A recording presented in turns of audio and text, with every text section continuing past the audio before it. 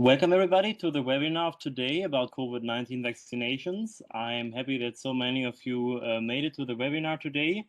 My name is Manuel Maidon. I will moderate the webinar today and direct the questions to the expert who are already in the call.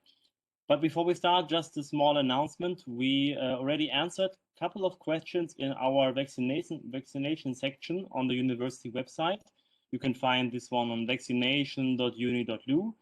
You will also find this in the chat, this mail address, where there are already many questions answered in the frequently asked questions section and also in the interviews with our experts. But of course, today during the webinar, you will be also able to direct your questions to the expert who will happily answer them at the end of their presentation. And just another remark, we will mostly focus on scientific questions regarding the vaccinations today.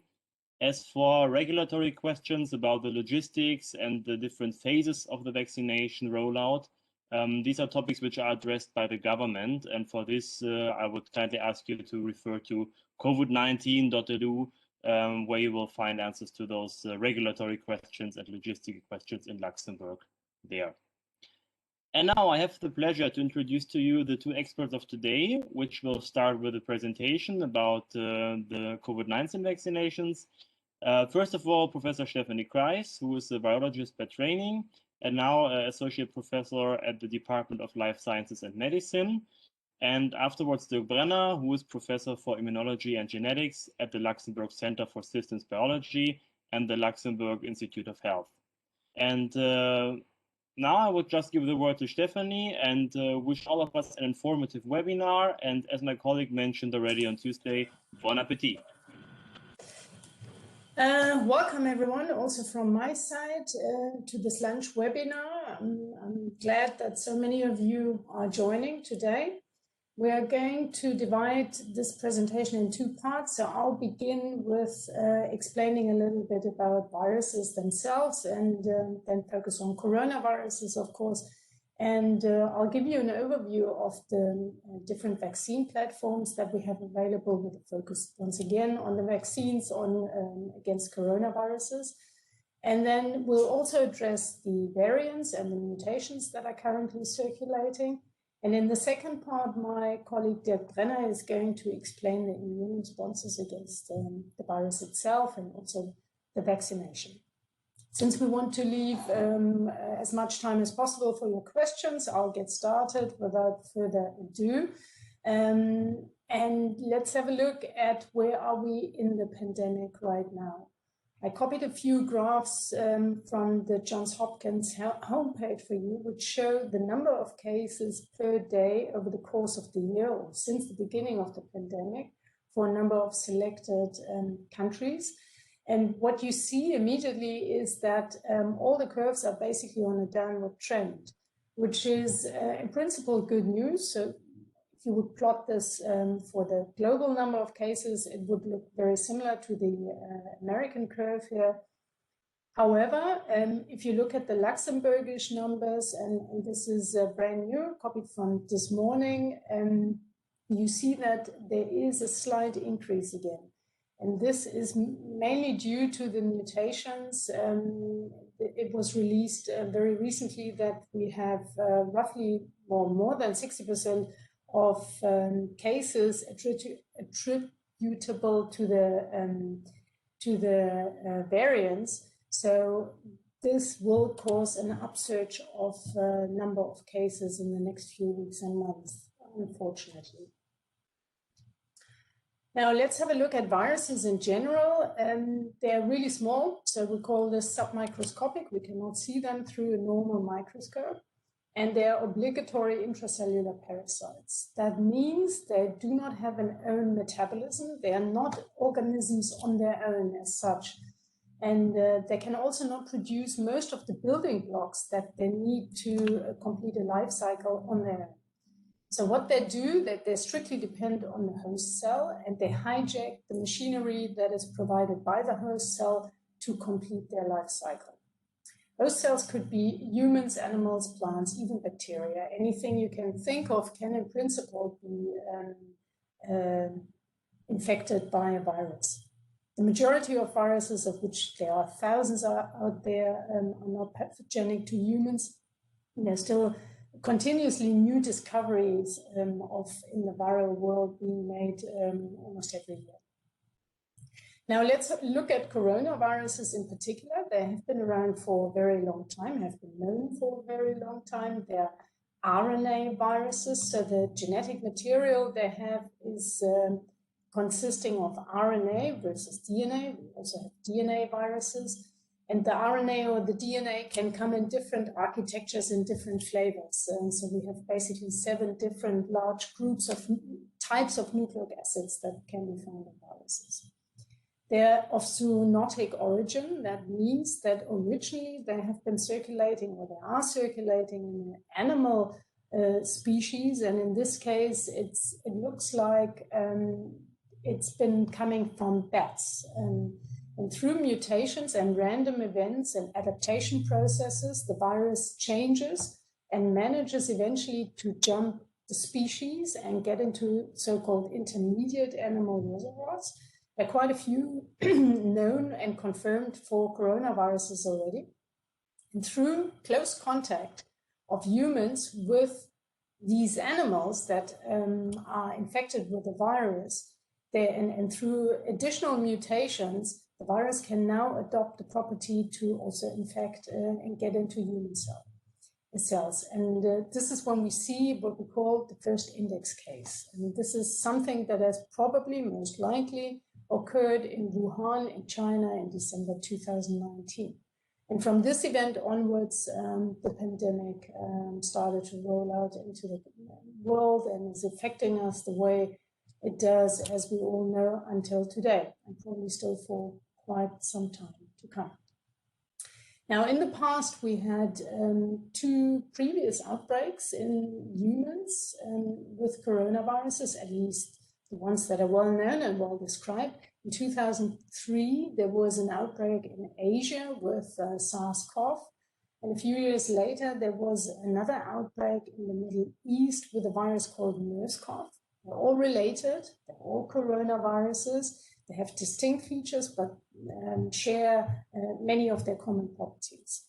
And it might sound a bit cynical from today's point of view, but we're lucky that these outbreaks had occurred before, because that triggered an increased interest of specialized virology labs to conduct research into coronaviruses and to really figure out their life cycle, sequence viruses, establish genetic relationships, identify the receptor, the cellular receptor that these viruses are using. And all this knowledge has been available when the current pandemic took its course. And this, of course, helped us to get a head start in managing the pandemic and also developing vaccines and working on drugs. Now, I don't have time to go through the entire life cycle, but just want to point out in a nutshell. Here you see the structure of the virus with the famous spike protein. The spike protein that is sitting on the envelope and sticking out is making primary contact with the receptor here on our cells. And the receptor is called ACE2, which stands for angiotensin converting enzyme 2. And we express this receptor on quite a few different cells in our body. So wherever this receptor is present, the virus in principle can make contact and enter the cell. Then the life cycle takes place, which I don't go into detail now, and this is just a very crude representation of what's happening inside the cell. But once again, there's quite a detailed knowledge available on the life cycle, and that helps now to develop specific drugs against the virus as well, hopefully to come soon. Now, this might look complicated, but don't worry, I'll walk you through. What you see here is basically a flipped open genome of the virus. We're looking at 30,000 nucleotides, which is rather large compared to other RNA viruses. But if you compare this to, for instance, the size of our genome, it's tiny. Our genome, just as a comparison, has 3.3 billion nucleotides in each of our body cells hidden in the nucleus. So this is really tiny and very compact. And the most interesting region for us is shown here. So this is the spike protein, genetic information for the spike protein, the envelope, the matrix, and the nucleocapsid. I'm just showing you this because you've all probably had PCR tests done. There will be quick antigen tests coming hopefully soon on the market. And these tests are looking for the presence of sequences within this region, various regions.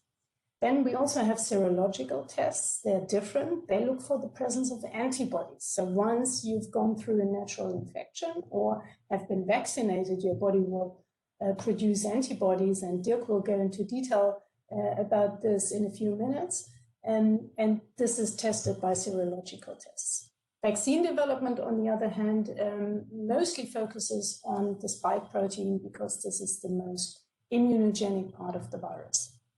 And unfortunately, this is also the part of the virus where we see mutations or variants of concern. They're really called like this, VOC.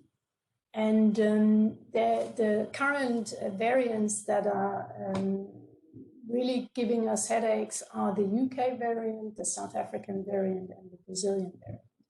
And most of the really important changes are taking place in the spike protein once again, but also in other regions of the viral genome. The UK variant, there is accumulating evidence that it can lead to more severe courses of disease in some people, not in all, but in some. And for the other two variants, there is now evidence beginning to come in that some of the vaccines that we have are less efficient. And it's important to point out less efficient. They're not inefficient. They still work, but probably slightly less good than they would work against the wild type infection. Now, in principle, mutations are very common, especially in RNA viruses, and logically, the more virus continues to circulate in the world, the higher the chance of emerging dangerous variants that might be even more troublesome than the variants that we have currently circulating. So what we need to do to prevent this is to speed up vaccination and get as many people as possible vaccinated as quickly as possible. Now, with that, let's have a quick look at different vaccination platforms. So I'd like to highlight those two here, inactivated virus and attenuated virus. They are the so-called classic vaccines. They've been around for a long time, and they have been given to hundreds of millions of people over the course of decades, protecting us against poliovirus, influenza, hepatitis, measles, mumps, and many others. So attenuation means that we're weakening the virus, and it's still the original virus that is able to replicate in our body, but to a much lower extent, and it's been made harmless basically, but it's still evoking a really good immune response, lifelong immunity in this case. A newer kid on the block are these viral vectors, and what this is, we're using harmless viruses, let's say, and that do not cause severe diseases. Then these viruses are further genetically modified to make them really safe. And they are used as a vehicle to transport parts of the virus in question, now the spike protein of coronavirus, into the body. So they are really a transport vehicle. And the Astrazeneca vaccine is currently using this model. Then we have these really good subunit viral vaccines, so-called recombinant vaccines, and they've also been in use, and they're promising candidates in clinical trials, also protecting us against COVID, that will be coming soon. And some others, of course. But what I'd like to go into now is the novel mRNA vaccine technology, which you've all heard about. We have two very efficient vaccines available already. Now, what is that? I think there was always that I hear a lot of discussions and people being worried that how can it be possible that completely new vaccine technology can be developed in such a short period of time. But it is really important to point out that this technology is not new. the pipelines and the individual components of what has been done in the vaccine have been around. They have just not been used before to protect us against viruses, but they have been in clinical trials, and still are, as treatment options for various cancer patients.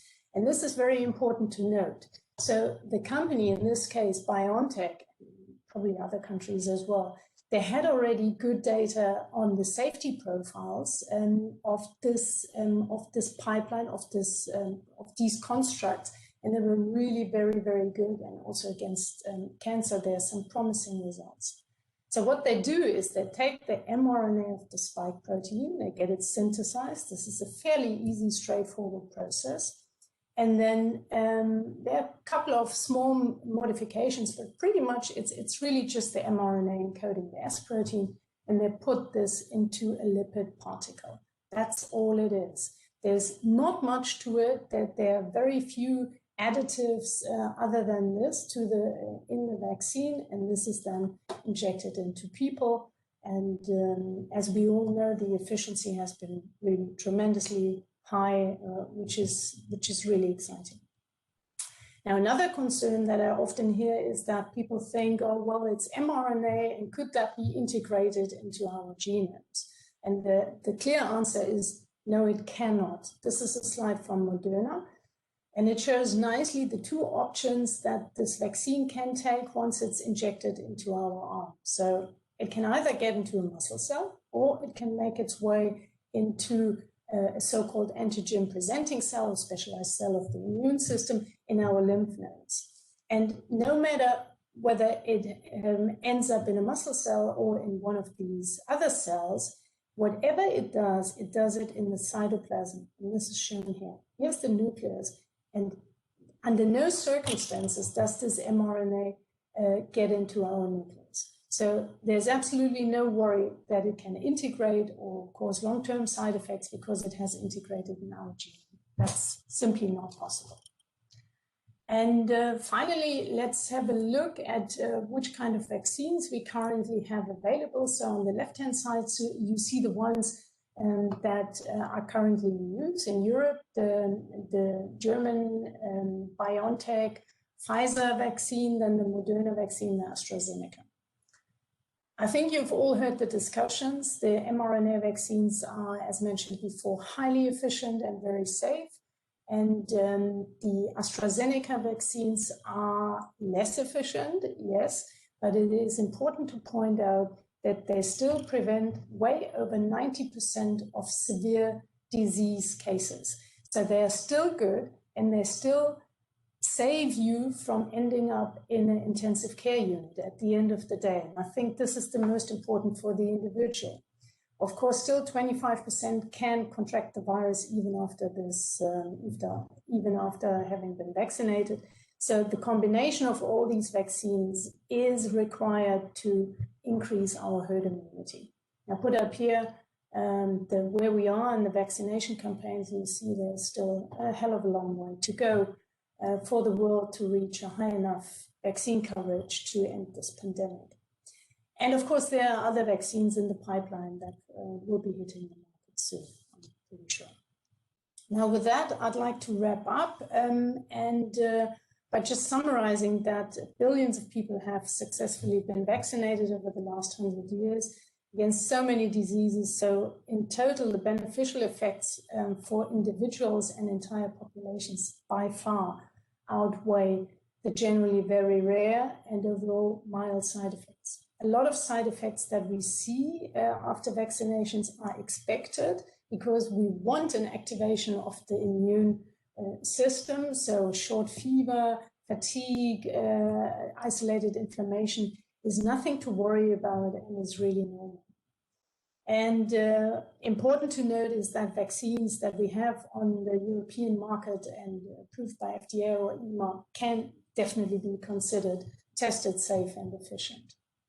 And finally, it is much easier to prevent a viral infection than to treat it, because as you probably know, we don't have efficient treatments against coronavirus and many other viruses. So the vaccination is the best option we have. until up to now in order to increase the vaccine coverage. And with that, I'd like to hand over to my colleague who is now going to go into the immune responses. I'm going to stop sharing. Okay, thank you, Stephanie, for this really nice overview. I will shortly show my face. Because we had all these connection problems, I asked everybody to really turn off their camera. I will do this as well. And I will now present what we know about the immune response to SARS-CoV-2 and to the virus. I think there's still some microphones switched on. Could you please turn them off? Okay, thank you. So everybody knows that actually our immune system is at the moment I need a highlighter, is protecting us against severe infections, and the immune system actually is located through our entire body and develops in the bone, but also in the spleen and also in the lymphoid tissues, in the lymph nodes. And what we know is that the immune system is very strong at sites where it's actually exposed outside, so where's a threat of infection. So the most potent barrier against pathogen is actually the skin, and this represents more or less a kind of a physical barrier. However, also if we inhale, if we breathe, or if we eat something from outside is exposed to inside. And this is basically here in the upper and also parts of the lower respiratory tract, the lung and our gut.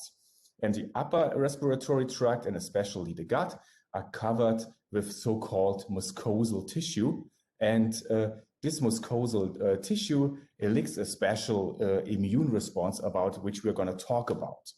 So the immune system is actually a very complicated interaction network. So it consists of a lot of cells, and here only a small minority is actually shown, and much more cells exist. So in the upper branch, we see the so-called lymphoid cells, and in the lower branch, we see the so-called myeloid cells. I will not go in detail into that, but what is the reason for that?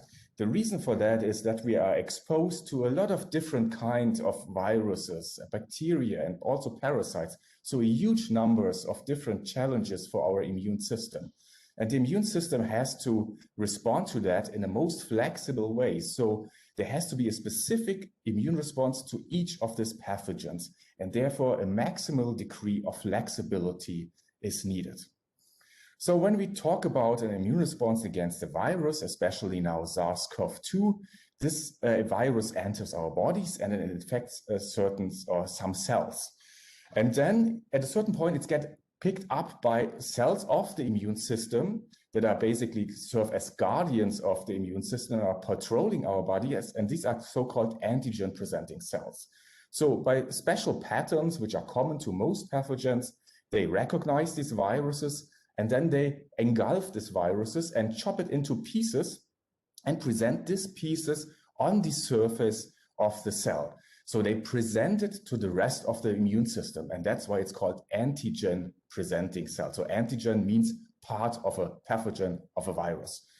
And then these antigens that are presented get recognized by another important cell within the immune system that is called the T helper cell.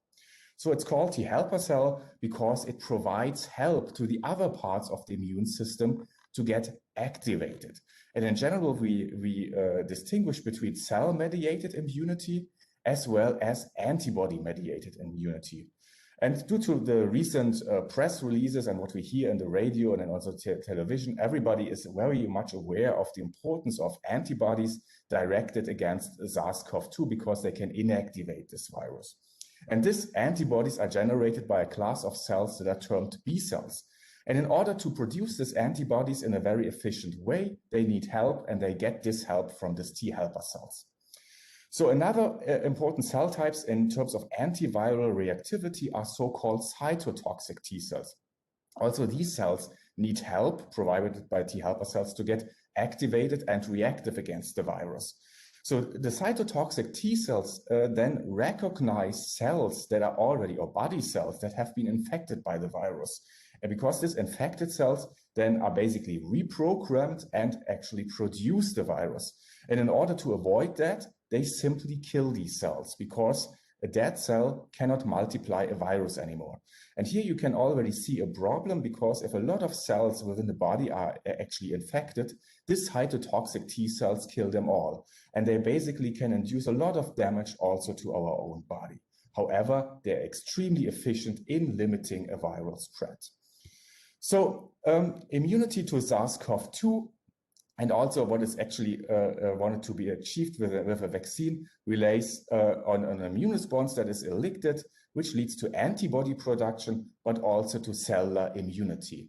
And once the pathogen is cleared, so basically removed from the body, or the stimulation period of the vaccine is over, then immune system reacts in that way that it wants to remember this virus it has exposed to, and therefore it forms memory B cells or memory T cells, and we call this immunological memory. And this is of particular importance for the long-term protection of a body. And the vaccination strategy is actually aimed to generate this immunological memory, because when we get re-exposed to the same virus again, then the immune system can activate the immunological memory, which reacts much, much faster, much stronger, and much more specific. So vaccination is aimed to form the immunological memory and prepare the body for a natural occurring infection. But of course, the question that arises, and what I'm sometimes asked is, are there actually differences between an immune response against a natural occurring infection and against a vaccination? And the short answer is yes, there are differences. And to basically have a look at these differences, we have to understand how the antigen or how the virus is actually delivered to our body. And in terms of SARS-CoV-2, we're talking about a so-called respiratory virus. So this virus is airborne. And we all know that when we are infected and then we sneeze or we cough, we basically generate droplets or aerosols that are full of virus, and these are airborne. And non-infected people then can inhale these particles, and the virus first gets in contact with the upper and the lower respiratory tract. And this has consequences for the developing immunity. In the case of the natural infection, as already said, the virus touches this area here shown in red. So mostly the upper respiratory tract, but also parts of the lower respiratory tract. And this has consequences for the developing immunity. So the upper respiratory tract is covered with this mucosal tissue I mentioned in the beginning. And there is a special antibody class, which we term IgGA, that serves as the guardian of this mucosal tissue. So once we get infected through the natural way, we generate antibodies that protect the upper and the lower respiratory tract, IgGA for the upper tract and IgG for the lower tract, which is also a highly efficient antibody. And once this infection is cleared out and we get re-exposed to this virus, we already have the antibodies present in these parts. And therefore, it's very difficult for the virus to basically reinfect our body again. And we call this sterilizing immunity. In case of the vaccination, the antigen and parts of the viruses are delivered in a very different way. So we get, the vaccine is injected mainly in the muscles. And from the muscles, it reaches the bloodstream and the immune system. And therefore, we generate this very highly efficient antibodies that protect the lower respiratory tract. However, the upper respiratory tract does not respond to it because it's not reached by the antigen, and we don't generate this highly protective IgGA antibodies for the mucosal tissues.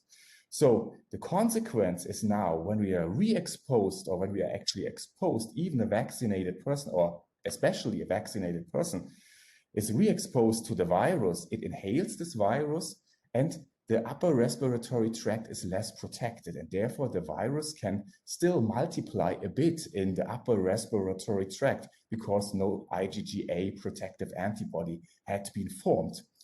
However, when there are strong antibody responses, then also these antibodies in small quantities or lower quantities move to the upper respiratory tract. And therefore, there is experimental evidence from animal models, but also patient data showing that the viral loads, yes, they can be detected, but they are reduced to a significant part.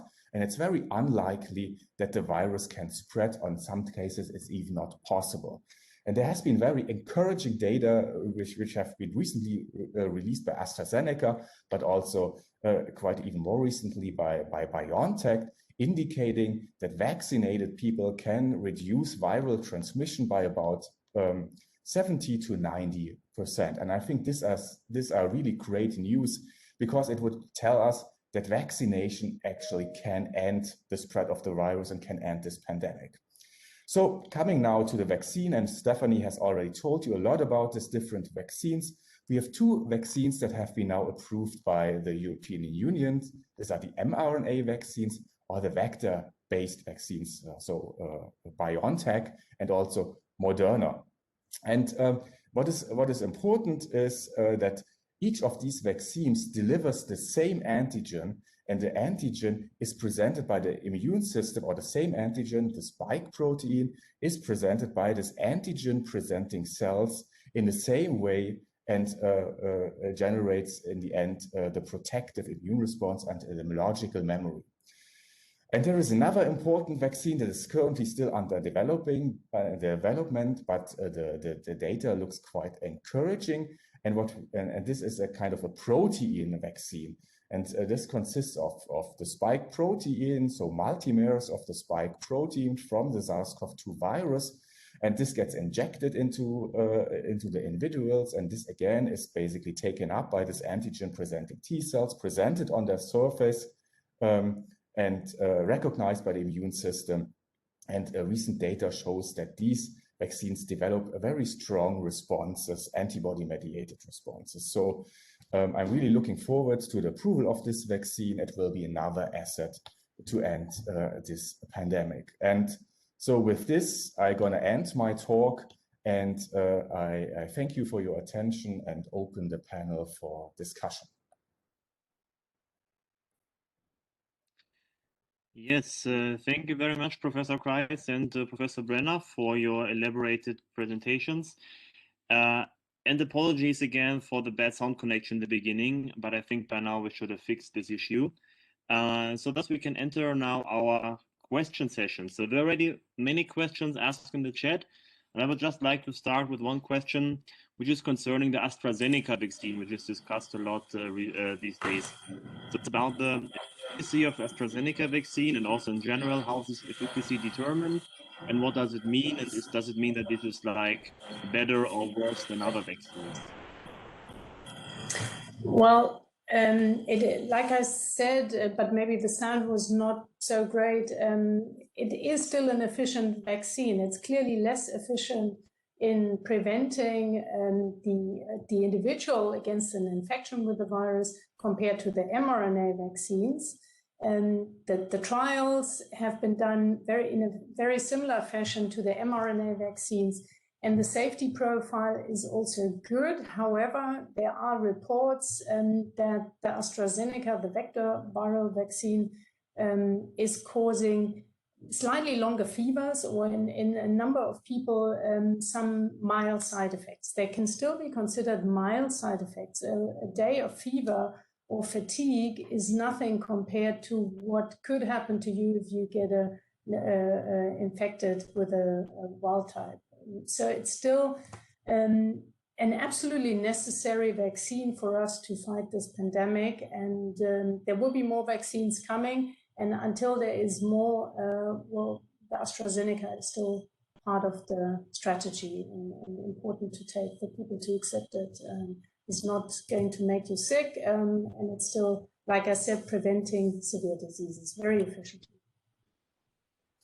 And I saw, maybe if I can add this, there was a question in the chat about the Sputnik, the Russian vaccine, and seems to be really good from the data that are being released very recently. It's a slightly different design. They use two different adenoviruses, so two different backbones for the first shot and the second shot, which seem to be increasing the efficiency of the vaccine. So it looks promising. but it didn't get approval yet because, as far as we know, we talked about this yesterday, Russia didn't ask for approval yet. So they didn't hand in any, they haven't handed in their documents yet. And then, of course, approval cannot proceed. Okay, may I add something to the AstraZeneca vaccine? Because I think this is a very important topic, because the AstraZeneca vaccine is a really strong pillar to end this pandemic. And we always get confused by these numbers, the 62 or 76% against the 95% efficiency of the mRNA vaccines, but this is against mild COVID symptoms. When we're really looking at severe cases, as absolute severe cases, both, and this is actually what we want to look at, because we want to prevent hospitalization and ICU units, then this is 99%. Both of the vaccines really completely protect against this absolute severe cases of COVID. So I think this is really good news. And in terms of the side effects that are now under concern about the AstraZeneca vaccine, we have also to look at the fact that the AstraZeneca is just approved to be applied to people that are younger than 65 years. And that basically led to the thing that the mRNA vaccines are given to older people, whereas the AstraZeneca vaccine is given to younger people, and especially people who are working at the moment in the medical sector. These are nurses or whatever. And so younger people have a very strong immune system compared to older people, and that's why they also respond much stronger to the vaccination. And that's why we see a little bit stronger side effects at the moment in the AstraZeneca vaccine compared to the BioNTech vaccines. So I think this is an age-dependent effect. If you would ask me actually whether I would get vaccinated with AstraZeneca, I would tell you, well, better yesterday than tomorrow. Yes, thanks a lot for the response.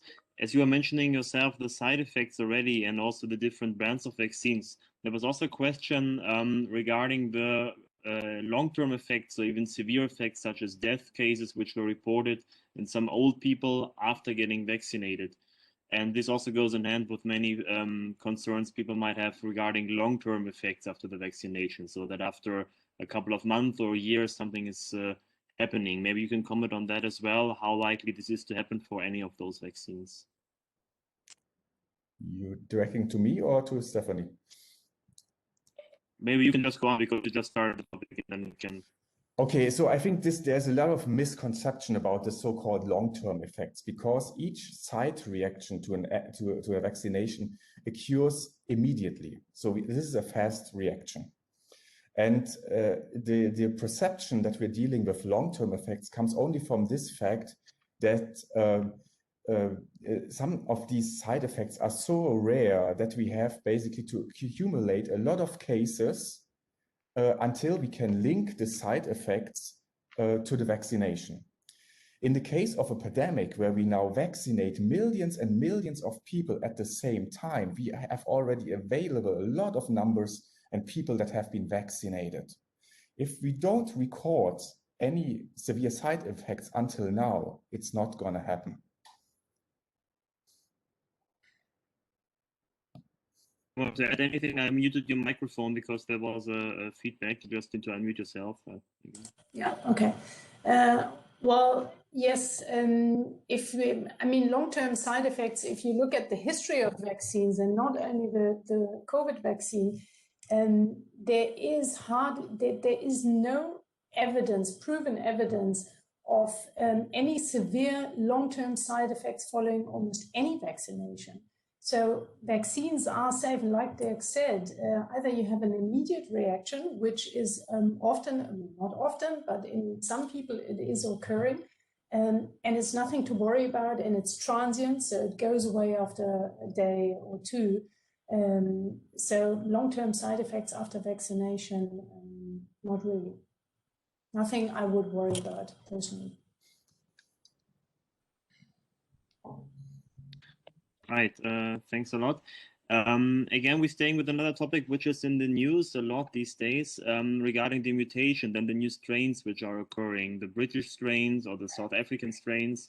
And also the Astrazeneca vaccine now in South Africa has been stopped administered due to its weaker performance in mild cases. So what does it mean for the vaccines in general for the new mutations? Are they still protecting against new mutations? And maybe even in particular for the Astrazeneca situation towards the South Africa, and what does this mean? So unmute myself. So I guess for the South African variant, indeed there is a mutation, a key mutation in a position that seems to make the current vaccines that we have less efficient. This has to be monitored. This is certainly a concern. Similar data are coming in for the Brazilian variant. And this is why they stopped vaccinating with Astrazeneca in South Africa. How much the efficiency is reduced, we'll have to see. But what is a big advantage, for instance, of the mRNA vaccines is that they can be rapidly adapted to new mutations. And I think I didn't mention, but the CureVac, this is also another German company, and they're currently also trying to incorporate the new mutations, as far as I heard. So they can be adapted quickly, and we need to do this. If more variants are coming up, which reduce the efficiency of the current vaccines below a certain level, where it doesn't make sense to vaccinate people anymore, yes, we have to change. But we're not there yet. And the vaccine, as far as we know, is still sufficiently functional. Yeah.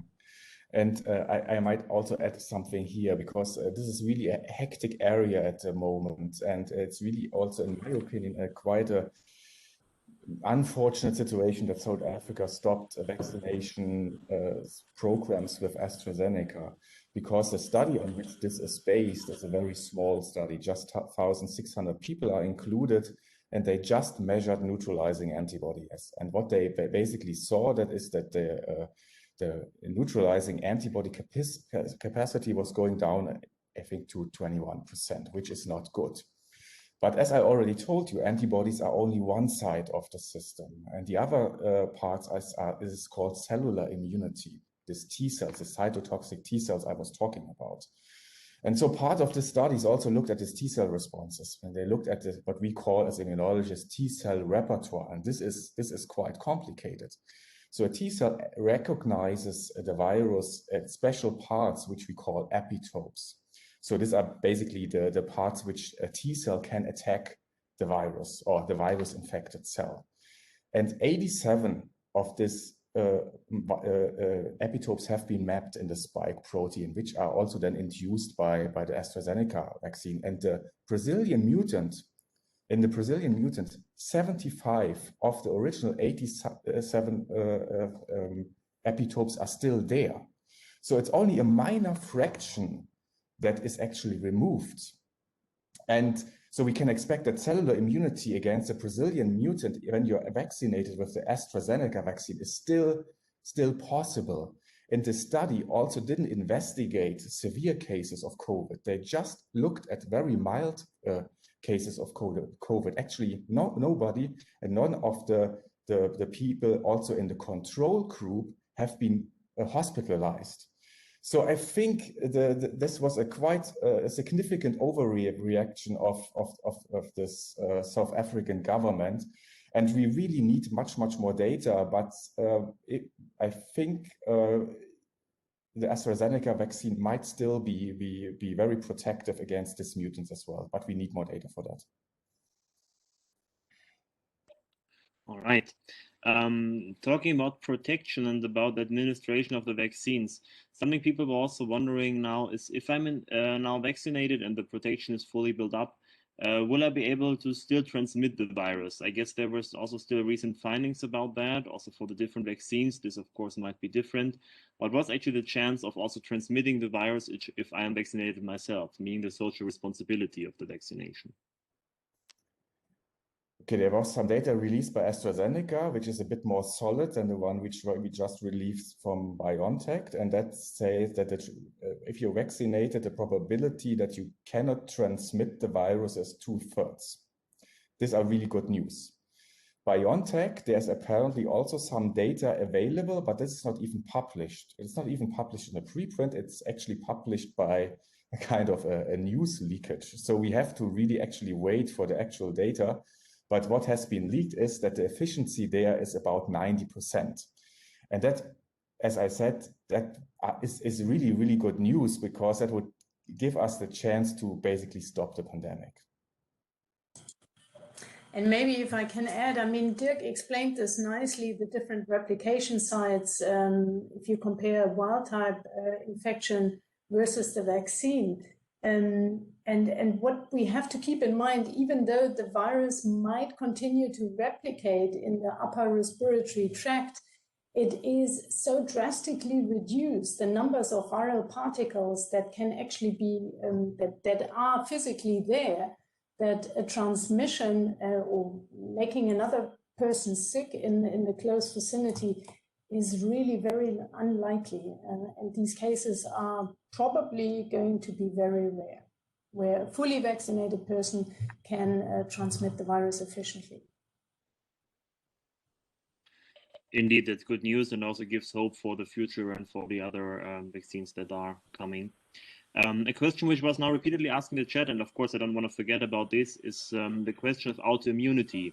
So people who are receiving the vaccination and suffering from some kind of autoimmune disease, although there are of course many different diseases, how might the vaccine affect or trigger any of the response, or how dangerous it is for autoimmune people to get vaccinated? Dirk? So this is, of course, a very difficult question, because a lot of patients suffering from autoimmunity get actually immunosuppressive. So their immune system is immunosuppressed. If you're under such a treatment, your immune system doesn't function so well, because if it functions, then it also malfunctions and causes this autoimmune disease state. And there are no guidelines yet, and I think this has to be discussed with the individual medical practitioner. From the past and other vaccines, we know that vaccination cycles are different for autoimmune patients if they're under such a treatment. Sometimes they get, or most cases, they get even more vaccination cycles, but this has to be determined on an individual basis. And maybe an interesting point is that there is some indication in some preprints indicating that variants, or the occurrence of variants, could potentially happen in autoimmune people. So the immune system is not really fully protective, or has some problems dealing with either natural infection or the vaccine. And then, of course, the virus continues to replicate in those people and could eventually also mutate or acquire changes. So this is something which is tricky, and these people also need to really speak to their physicians and decide which kind of vaccine they want and when they want to get vaccinated. It depends a little bit on the autoimmune disease as well. There are different ones, I guess, but that's a difficult question to answer generally at this stage.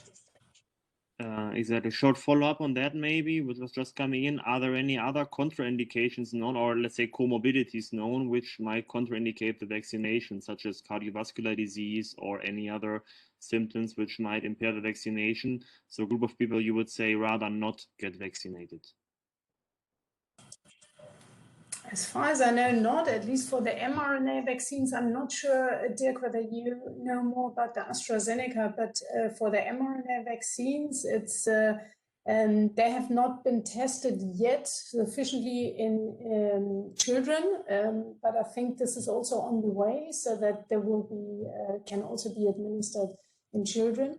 But concerning diseases, confounding diseases like cardiovascular, those people could still be vaccinated, as far as I know. Yeah, I totally agree with Stephanie. The only thing which is known at the moment are the age restrictions. So under 16, the vaccines are not approved. And above 65, there's not enough data available from the Astrazeneca vaccine which doesn't mean that it's not sufficient in that age group. It's simply not approved. All right. Then again, a small switch of topics about the different vaccines and the administration, as there has to be, for all of them which are currently on the market in Europe, there has to be given 2 shots with a certain interval, time interval. What does it mean, and why is that also different for the different vaccines? And is also 1 shot would already be sufficient? That this is done, for example, in some countries like UK, who are vaccinating many people with the first shot and then delaying the second shot, for example. Well, maybe I can just comment on the normal testing strategy or the clinical trials. I mean, there you have to consider the short period of time. The company set up a protocol in close collaboration with the authorities in order to get approval, and the protocol was 2 shots given within a period of 3 to 4 weeks. This has been shown to be efficient. This doesn't mean if you would extend the period for 1 week or by 1 week or 2 weeks that the vaccine is not protective enough. But in order to test this, you would need much more time. So approval has been given for the mRNA, for the BioNTech vaccine, for a interval period of 3 weeks. And I'm pretty sure regarding the immune response, this could be extended a little further without impact on the protection of the people. For the Astrazeneca, they have clear evidence that, I mean, you can measure the amount of neutralizing antibodies and also T-cell immunity. And there was indication that even after 1 shot, people were already fairly well protected. And the boost is making the immunity complete for most people. But for Astrazeneca, it looks like you could stretch it out a little longer. And another advantage of this vaccine is that it can be kept at -20 and even room temperature for quite some time. So logistically, at this point in time, it's easier to administer this. But the period in between the 2 shots, I think it could be extended a little bit without too much of an issue, but this is mostly regulatory issues that are being taken into consideration. Yeah, I think these were really important points. And also the first shots of either a Pfizer BioNTech vaccine, also the Astrazeneca vaccine is quite protective. It's actually 94% for the Astrazeneca and only 85% for the BioNTech. So here we have an advantage actually for the AstraZeneca vaccine. And the efficiency is basically calculated as cases that have been prevented for hospitalization. So 95% people made it to the hospitals. And the second shot of a vaccine in general is important to form this immunological memory. So whereas with the first shot, you prime the immune system to be reactive, the second shot is really forming this long-term protective effect. And that's why it's also so important. Talking about the different shots, would it also be possible to combine different vaccine types? Or let's say, is there anything harmful that could happen if I receive first one vaccine kind and then the other one in the second shot? Probably not, no. There's no contraindication against this. For the immune system, it's probably not so important which kind of delivery method you're using. The antigen is the same. However, and this has not been done in the past. We never had the situation where you have many different vaccines at hand, there's no data what happens to the individual and to the immune response and the level of protection if you give the first shot with one type of vaccine and the second shot with a completely different type of vaccine. But theoretically, there shouldn't be a problem and it should still work.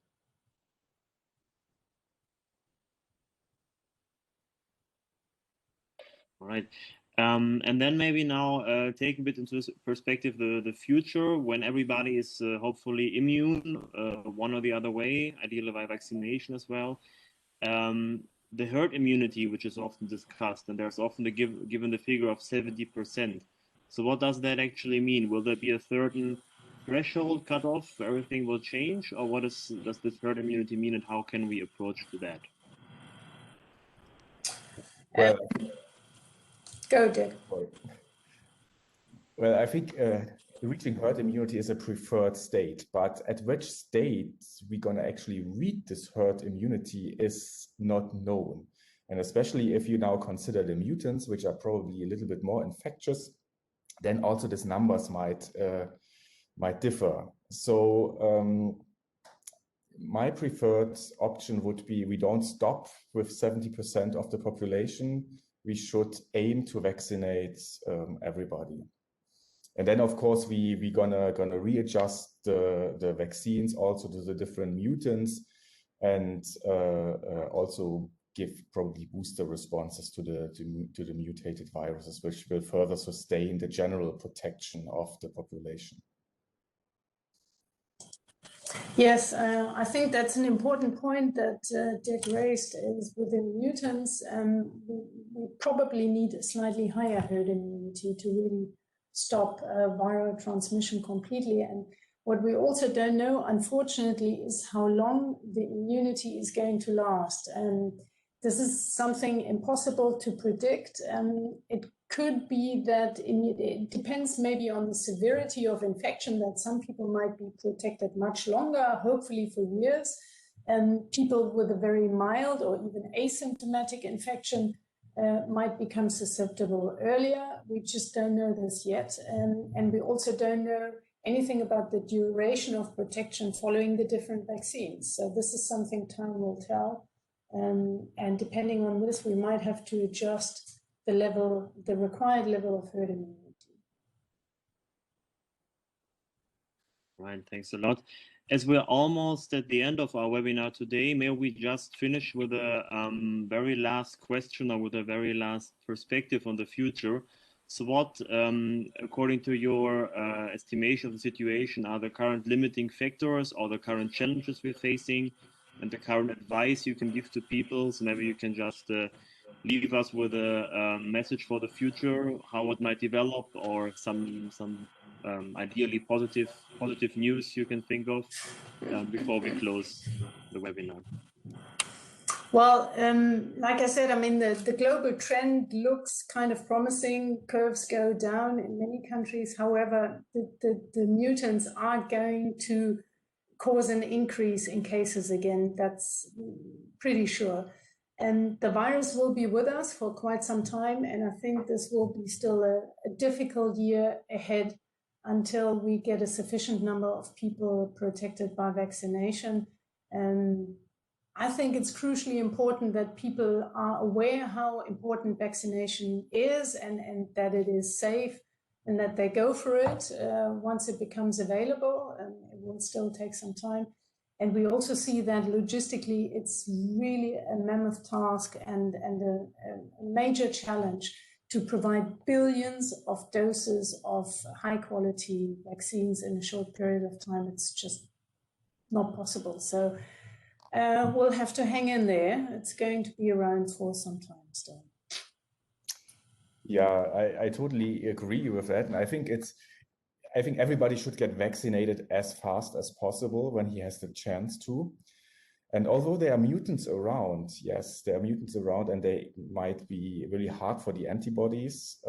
It's very difficult for a mutant to escape the cellular immunities. It's basically not possible. So even if there are mutants around and in a vaccinated population, I don't think that these mutants can cause severe causes of COVID. And so I think the disease symptoms are gonna milden up. And this is actually really good news, especially when we combine this with this new vaccine technologies, which can be adapted then to the specific mutations of the virus. BioNTech, for example, basically just announced that they have a 6-week window for this, which is absolutely great. But I think